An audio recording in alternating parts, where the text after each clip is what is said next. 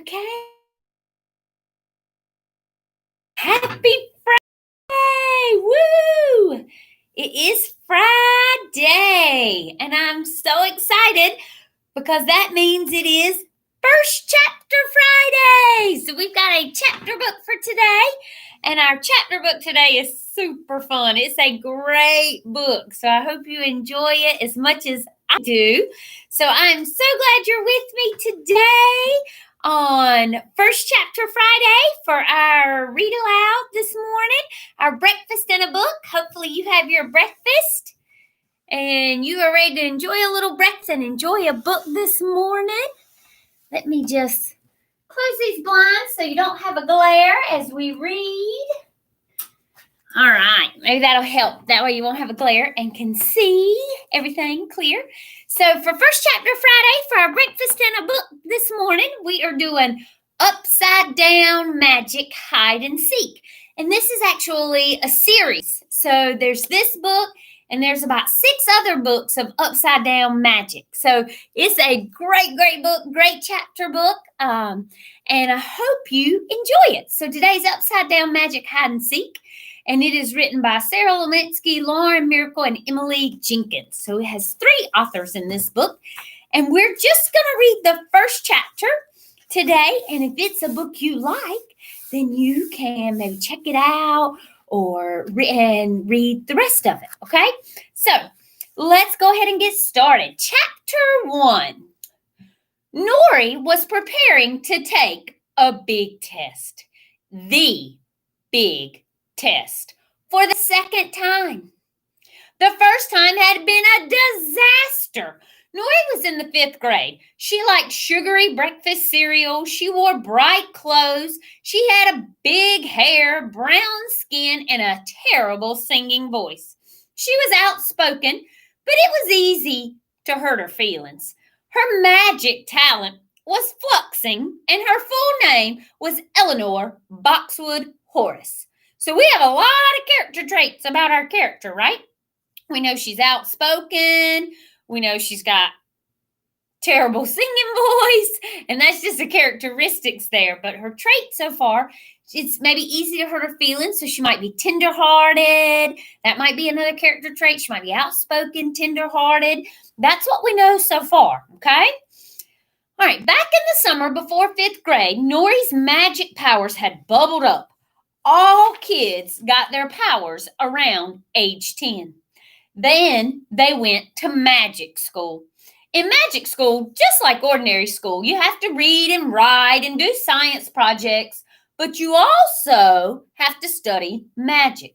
The type of magic you studied depended on your talent. Everyone was labeled as one of the 5 F's. Flyers could fly or make things fly. Flares had fire or heating magic. Flickers could turn invisible or make other things invisible. Fuzzies had animal magic and could communicate with animals. They might command a flock of geese or befriend rhinoceroses. And Fluxers could turn themselves into animals. But not all animals. Not right away. Beginner Fluxers started by turning themselves into kittens. Then they learned to shift into puppies and hamsters and other small domestic mammals before studying how to flux into large ones. Then they learned wild ones and tricky ones. Non-mammals like fish and insects and birds were especially hard. Nori could actually do some large creatures already. Also, she had fluxed into 2 different fish, 1 insect and a bluebird. The problem was she didn't keep them right shape. Nori had upside down magic.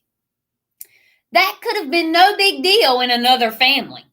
But Nori's father was the head master of a very fancy private magic school called Sage Academy. It only admitted the students with the strongest magic, the strongest, most conventional magic. Nori's sister Dahlia, she went to Sage.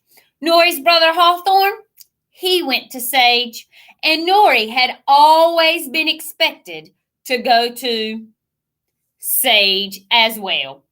But on the day of the big test, she couldn't flux properly. She jumbled up her animals. She added snake to her kitten and it became a snitten. Then she added dragon to her kitten and it became a dritten. Even worse, Nori tended to lose track of her human mind when she fluxed. During the first big test, she had breathed fire at people. She had almost eaten a unicorn. Nori had been denied admission to Sage Academy. She was not allowed in, and it had been the worst day ever. After that, Father had sent Nori to live in the town of Dunwhiddle with Aunt Margot, Nori's mother's sister. Nori's mother had died when Nori was very young.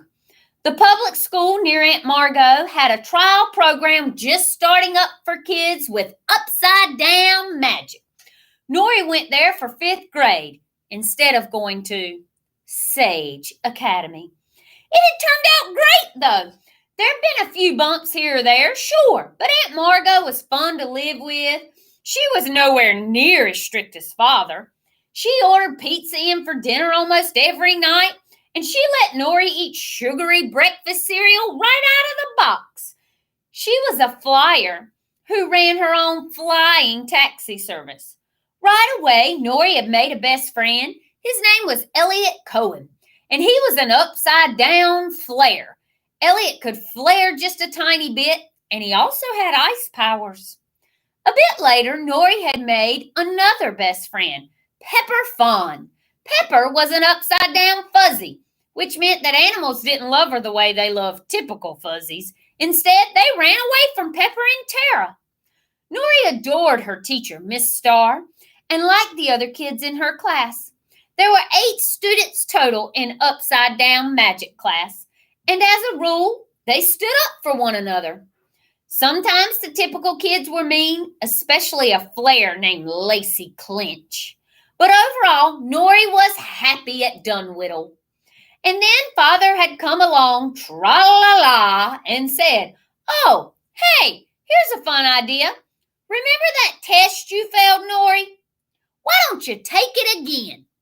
Doesn't sound like a fun idea to me. But not in those words. Last night, Father had driven 2 hours to the town of Dunwhiddle, and over cups of tea, he had explained to Nori and Aunt Margot that one of the Sage 5th graders was moving to Australia. There would be an opening in 5th grade starting in January. Father wanted Nori to apply. Well, reapply. Now that Nori's magic was under better control, and since she had a great report card, he thought she could get in this time. Father usually got what he wanted. He expected his children to be obedient, and he believed he knew what was best for them.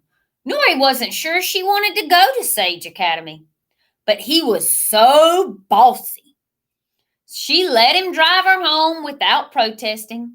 She slept in her old bed, which felt cozy, but also a little too small. She got up in the morning and put on a dress. She squashed her hair into 2 neat braids. She ate blueberries, whole wheat toast, and a soft boiled egg for breakfast, which was a lot different than that sugary cereal she likes. It was like nothing had changed, even though everything had changed. She wasn't the same Nori as she was before Miss Starr's upside-down magic class. But here she was, back in her same old life. She washed her dishes, she brushed her teeth, and she went to take the big test. Now, on Thursday night, when she should have been watching TV, Nori stood on the stage of Sage Academy's Hall of Magic performance, and she was trembling. The ceilings were decorated with dragons and unicorns. The seats were dark purple velvet. The curtains on the side of the stage were gold. Do you picture that? Let's stop right here. I want you to close your eyes and see if you can picture this in your head. The Hall of Magic performance. The ceilings were decorated with dragons and unicorns. The seats were dark purple velvet. The curtains on the side of the stage were gold. Can you picture it?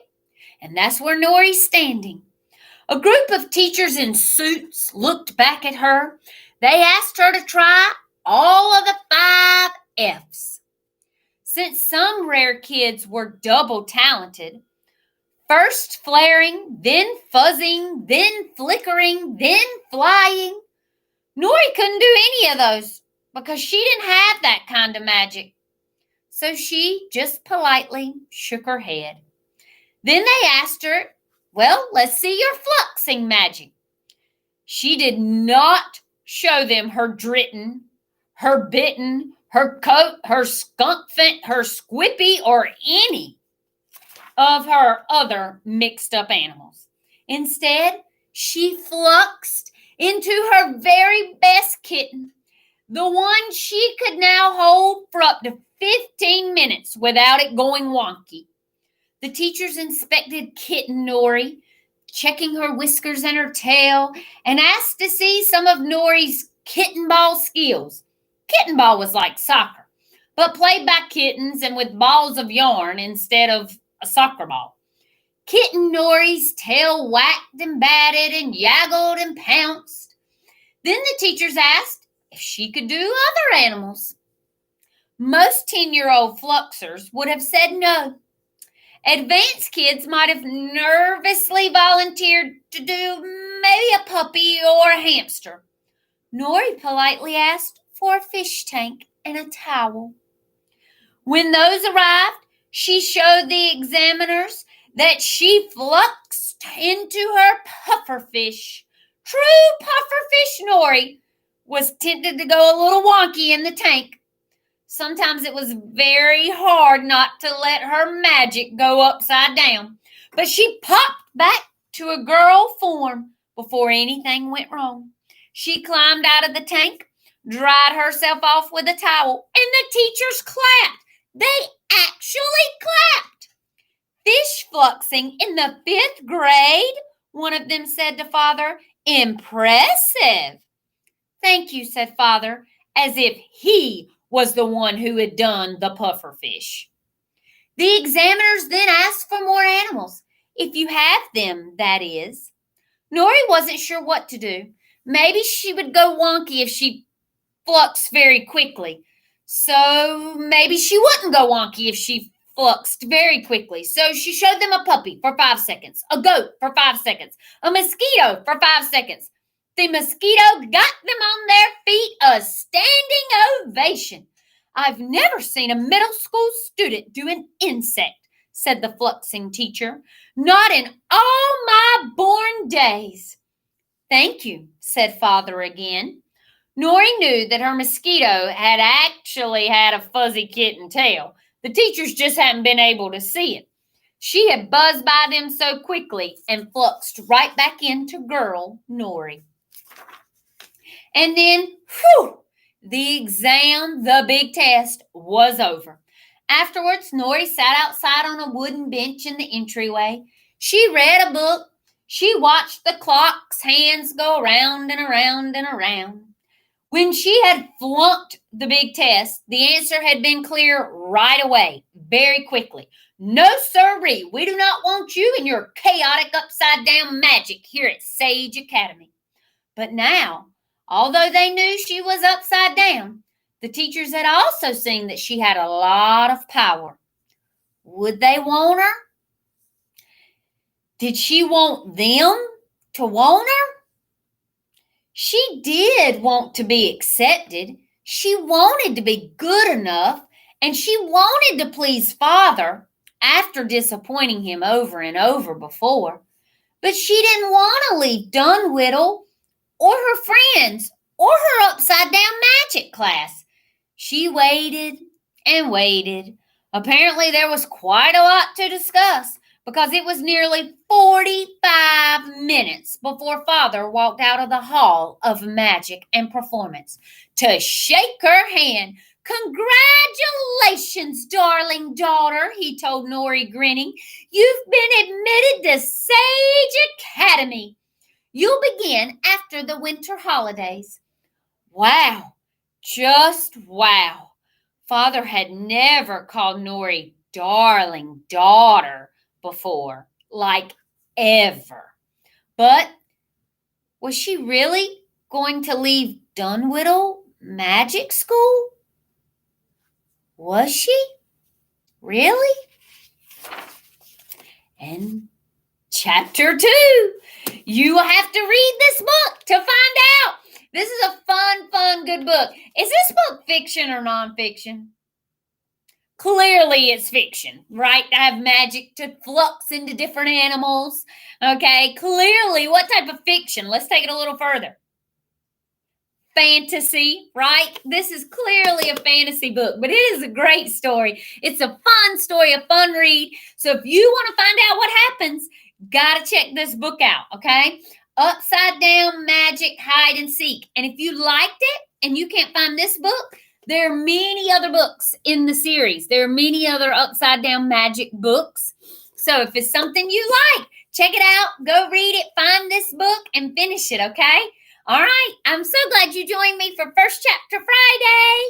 I hope you enjoyed our read aloud. I want you to have a wonderful rest of your day, and I'll see you around. Bye, guys.